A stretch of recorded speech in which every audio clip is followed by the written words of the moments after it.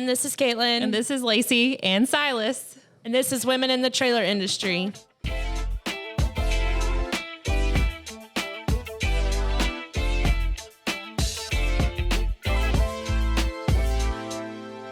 Well, Lacey, you have a little bit of update for the crowd before we get started today. So what's going on? So before, when I was pregnant, we were talking about like all the things that go into that, like what do you do once you have the baby? And then we talked a little bit once I had him about how blessed I was to be able to bring him, but it is time to send him to daycare because you can't maintain, the eagle fly. Yeah, you can't maintain super boss and mom status for a long time, right? I mean, I guess you can, but not for me. I'm speaking on my own behalf, so I can be fully invested in my kids whenever I leave work and be fully invested in my team whenever I am here. Not that I haven't been, but he's big enough, I feel like, to send him and he'll be fine. And I think too, it really helps to have somewhere that you can send your kids that you already trust and know. So I fortunately have other children who have gone to the same daycare, and they really just treat my kids at Mimi's place just like their own. And it's just really comforting to know that they're in good hands, and it helps you to be able to be free when you're at work and not be like worried the whole time. And especially like, I know when I've started Lily the first time to my youngest to school and daycare, and they're young and they're too young to tell you like what happens in the day to day. So then you're always like have that worry in the back of your head, like, how do I know everything's okay? Yeah. And you're playing off their emotions, right? And at first they don't want to leave their parents. And so you're like, is something wrong? But everything is fine. But anyways, I'm excited. I think it's good for him too, for structure. And I'm just wanted to say that this would be his last podcast that he will be joining us on. So just to start it with that.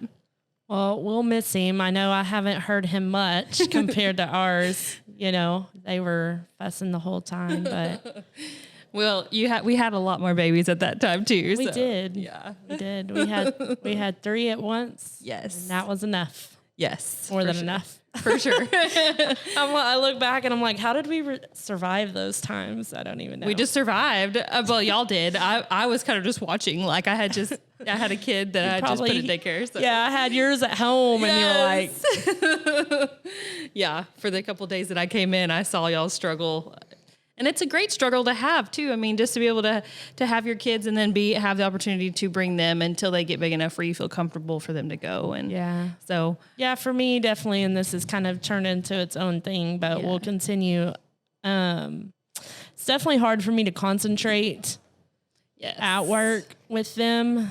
And I think it can be done, but I don't think for some reason I have the mental capacity to stop worrying about my kids and focus on work. So well, and it's not really your kids, right? It's that you're focused on everybody else. Like you don't want your kid to wreck their day or their calls or whatever that is that they're trying to get done. Because mine will be running up and down the hallway screaming like wild heathens. I have 2 like that too.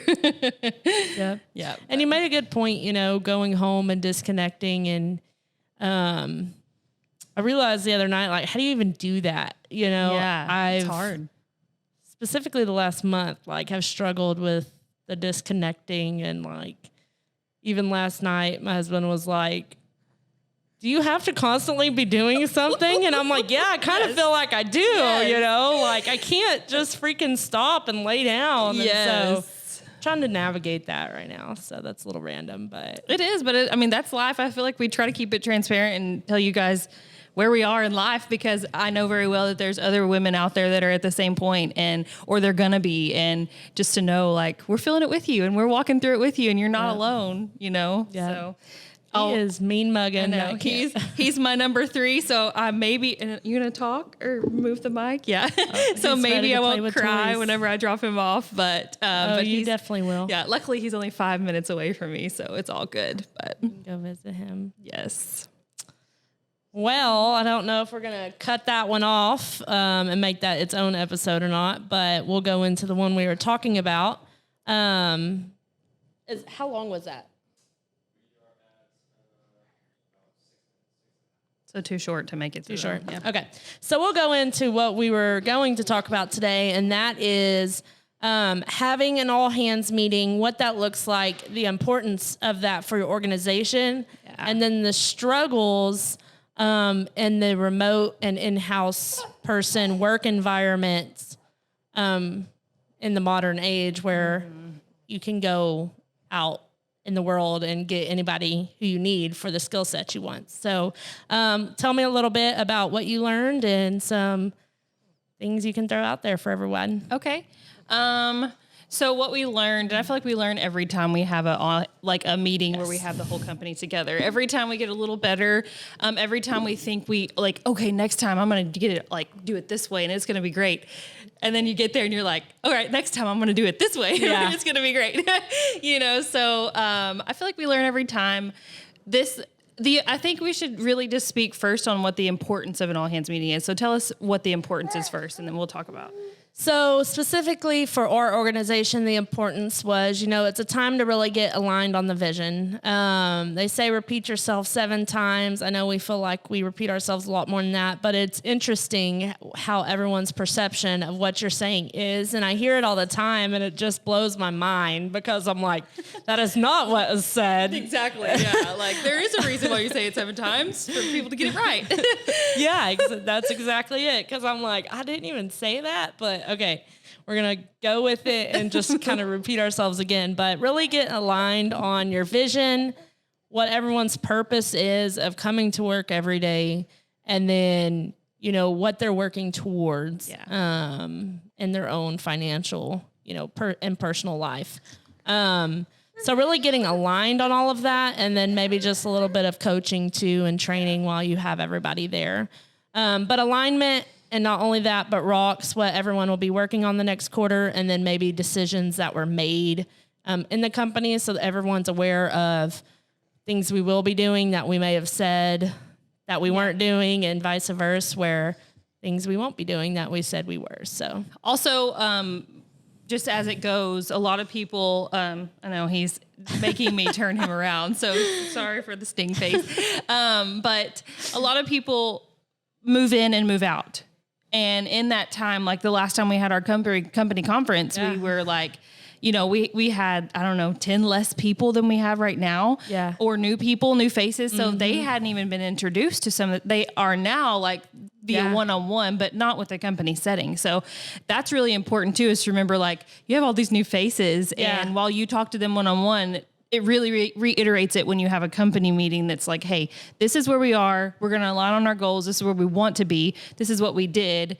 This is where we could be better, how that goes. Yeah. So, and I didn't even realize that until the newbie slide. And I was like, why did we create folders for all of these people, big binders with 100 pages, not half of them aren't here, but several people, they were in school, so they went to get a job and what they went to school for, maybe changed locations, and did different things. But I'm like, all that content gone to waste. I know, right? So I'm like, leave your books on your way out. Yes, exactly. We'll reuse these for whoever's here next. Yeah. But it did go to show, how many new people we had in getting them all the content, because they may not have known any of that. Right. So that was definitely interesting for me too. Also getting feedback. So sending a survey before we start, giving everybody's where they are, how they're feeling, sending us or making them do a survey or asking them to do a survey after the meeting, seeing where they are, seeing how they feel about it. I know for me, sometimes reading the room is I can think one way, and then you see a survey and it's completely different. That's not where their mind, it wasn't as bad as what you thought. Right. So it's definitely a lot of pressure on a leadership team, because you want to make it relevant. You have to say these things and you have to get everybody on board, but you also want them to want to be there. So it's that toggle of in between, how do I make this relevant, fresh, awesome, cool, fun, all these things, and not when can boring. We leave? Yes. I know, when everyone's staring at you with this look on your face, on their faces, you're like, okay, well, I don't know if I'm doing a good job or not, but I'm going to keep going. Keep rolling. We got to get through it. Yes. But once you do get those feedback surveys, they're really not as bad as you are preparing them. Oh my God, it was so horrible. And so, I think we came to the conclusion well, I guess that means we're doing it semi-right. Yeah. So we can be glad with that and just kind of live in that moment and go forward. So I think also, not also, but speaking on a little bit about the struggles of having a remote team and a physical team, especially when you're presenting something. I feel like this was our first true session where we had a good amount. So we had 7 people remote, and then we had obviously the rest of our crew there with us. So the struggle of speaking to the crowd that's there, keeping them engaged while also not forgetting about your remote workers, but also trying to get the remote team and the physical team working together in some way. I feel like we did a good job of like separating it out. So like if you ask the physical team a question and they're working together on something, have your remote team work in a chat where they're working together on it too. So the interaction, it goes both ways, and then everybody shares. That was another key thing that we did that was really important, I think, is to have everybody share. So they're not just watching the whole time, they're actually engaged and have to participate. Well, it didn't even dawn on me until you just said that we made them sit on the computer for 3 to 4 hours and stare at a room. Yeah. That was so far away, they couldn't see it. So that's interesting. I didn't even think about that. Too. Talk on that. Like what's important about knowing your setup when you have a remote team?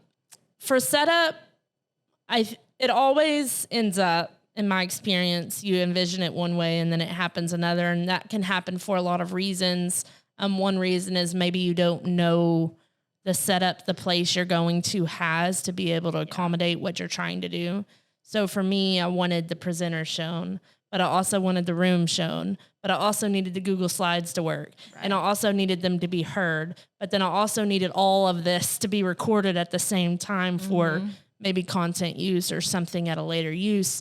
And I don't think all those boxes were marked, but I don't think it was bad by any means, but it's just something to learn that, one, you may have to go test with the equipment if you're wanting it to be perfect. 2, get rid of the idea that it'll ever be perfect. Right.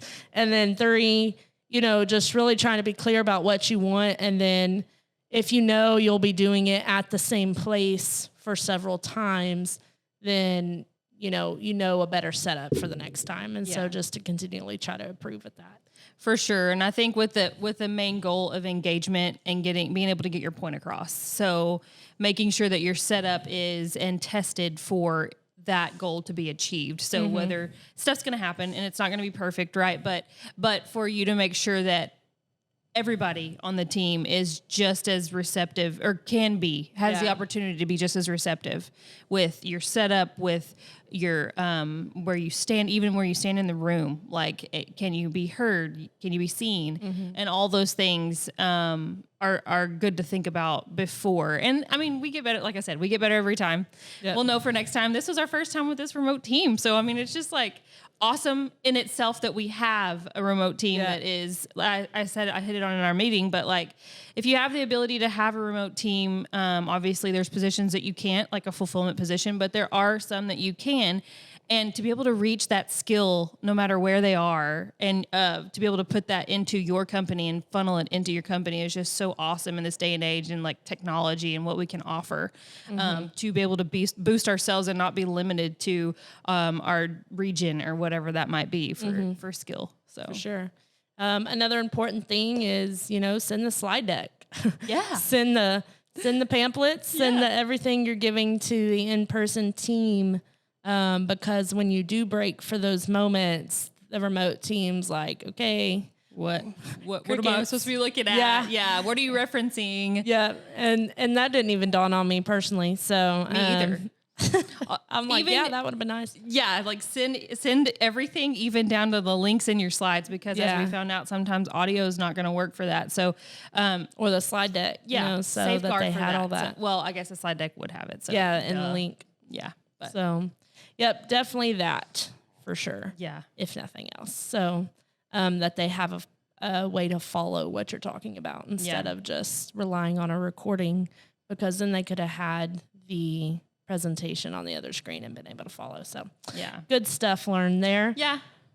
Overall, I think it was a success, and a lot of things we learned. So that's always good. And we know our struggles for next time. Yeah. So just to recap, an all hands meeting, even if you aren't going through EOS, some kind of meeting that aligns your whole company on what your goals are, what you've set for the quarter, what you're trying to achieve and why. This is our budget and this is why, right? This is what we're trying to reach and this is why, so we could pay you all more money. You know what I'm saying? So we can have happy customers. And then make sure that your setup is good for no matter what kind of team you have there, physical and remote. Mm-hmm. And then the pamphlets and the paperwork. Yeah. Make sure you send all documents. Pretty basic stuff, but stuff you live and you learn. So hopefully we can help you along the way. But that's about all. Sorry, Silas is distracting me for his last podcast. Babies. He's making himself known for his last one. I don't think I've ever turned him around on a podcast. Probably not. So y'all are privileged today. Yeah. But that's all we have today. We have NATDA coming up in August. So excited. TTPO is a silver sponsor, so excited about that. And Women in the Trailer Industry in Full Send will be in the lounge this year. Yeah. So we're doing a podcast, and we want everybody to come, watch the podcast, be in the podcast if you want, and reach out to us if you want to do that. And there's lots of exciting things in the work for women in the trailer industry specifically. So yeah, absolutely. So like, subscribe, follow us on YouTube, anywhere you stream your podcast. And don't forget about Juan at Full Send. All right. Thanks. Bye guys.